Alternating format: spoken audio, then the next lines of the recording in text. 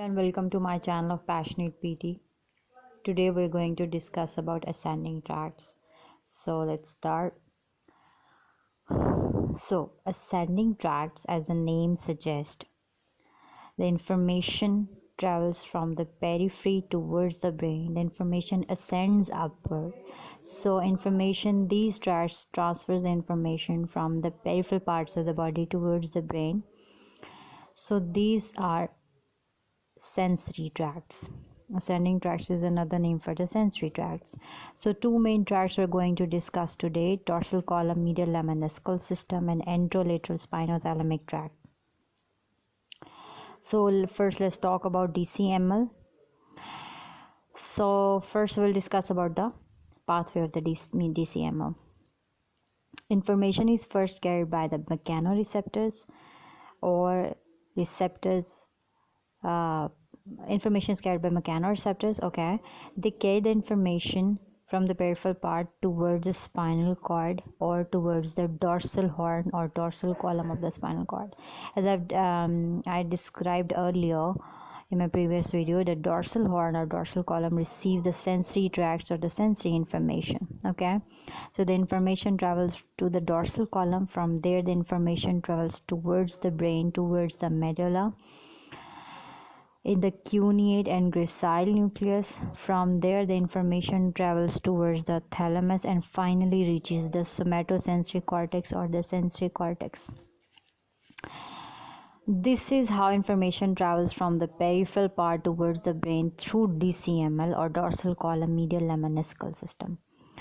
Now what is the importance of this system? That it carries all the fine sensory information, all the information that require very fine transmission of intensity and everything are carried by the dorsal column, like stereognosis, paragnosis, kinesthesia, two-point discrimination, proprioception. All these very complicated information is carried by the DCML and then carries it towards the brain. Now this is how it travels, as I've explained, that from the dorsal root towards the medulla, from the thalamus finally reaching the somatosensory cortex. Here I have made a random diagram of the dorsal column medial lemniscal system. In this system, the information enters from one side of the spinal cord or at one level of the spinal cord and then travels straight upwards. Now here the important thing you need to remember, that the dorsal column medial lemniscal system or the tracts of this system, they do not cross at the level of the spinal cord. They just enter on this side. Okay, they just enter on this side and emerge and ascend on the same side towards the brain. For example, if a DCML tract, information is carried by the DCML tract from the C6 level. From here the mechanoreceptor will carry the information towards the dorsal horn. From the dorsal root the tract will travel straight upwards. Now when they will reach the medulla, they will cross at the level of medulla, they will decussate at the level of the medulla, and then they will go to the opposite side towards the thalamus and then reach the somatosensory cortex. So the DCML tracts, they do not cross in the spinal cord, they cross at the level of the medulla, they decussate at the level of the medulla. This thing is very important when we'll study about when we'll discuss about the syndromes like central cord, anterior cord, and brown square syndrome. All those syndromes, this thing is very important to be kept in mind. Okay, all these dotted things which I have made, these black, which are entering straight and ascending straight towards the brain, and then it will cross at the, I have not drawn the upper levels here, but these are the dorsal roots. Okay, entering through the dorsal root towards the dorsal horn, then traveling through all the levels of the spinal cord which are located upwards at the upper levels, and then going towards the brainstem, then crossing at the level of the medulla, and then ascending upwards towards the thalamus and somatosensory cortex. This is what is all about DCML. Okay. Now don't get yourself confused with this arrow. This is anterolateral spinothalamic tract.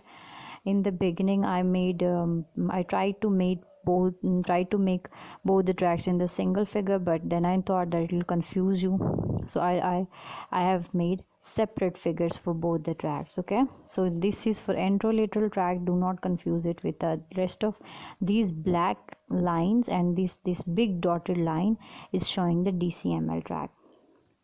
Now let's talk about the anterolateral spinothalamic tract. So if you go to the name, it's all spinothalamic, that it travels from the spinal cord towards the thalamus. Again, let's first discuss about the pathway of this tract. As it is a sensory tract, again the information will first travel from the receptors towards the dorsal horn.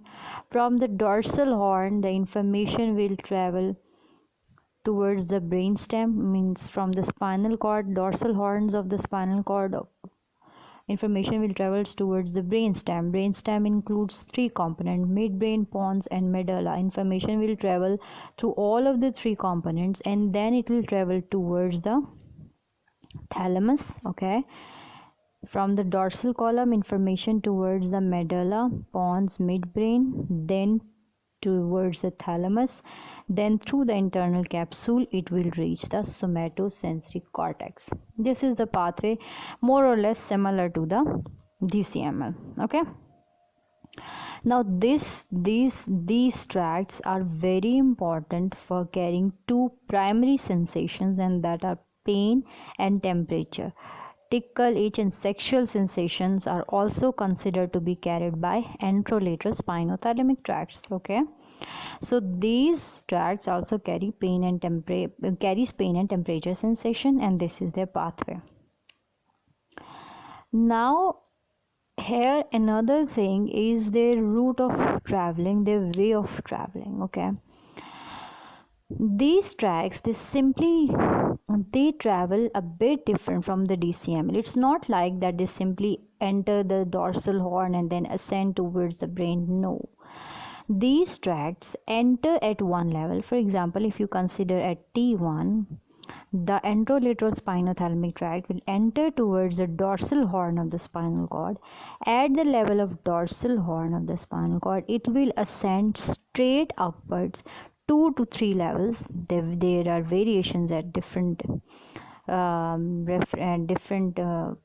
source of information. It can vary, but more normally it is considered that when it enters at one level, for example T1 in this case, it ascends 2 to 3 level on the same side of spinal cord, then it crosses towards opposite side of the spinal cord, and then ascends straight upwards towards the brain. So here the important thing is that anterolateral spinothalamic tract, they cross at the level of the spinal cord and they do not cross at the level of the brain. DCML does not cross at the level of spinal cord and cross at the level of the brain. Okay, so this is about anterolateral spinothalamic tract. They enter at one level. From the receptors, information is carried to the dorsal horn of the spinal cord. From there, the anterolateral tracts ascend 2 to 3 level upwards and then cross to the opposite side of the spinal cord and then ascend towards the brain. It's ascend towards the brain stem, to the thalamus, internal capsule, and finally reaching the somatosensory cortex.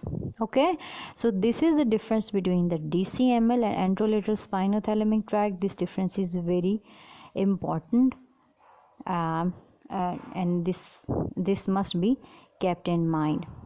Hope you enjoyed the video. Thank you very much for watching. Take care.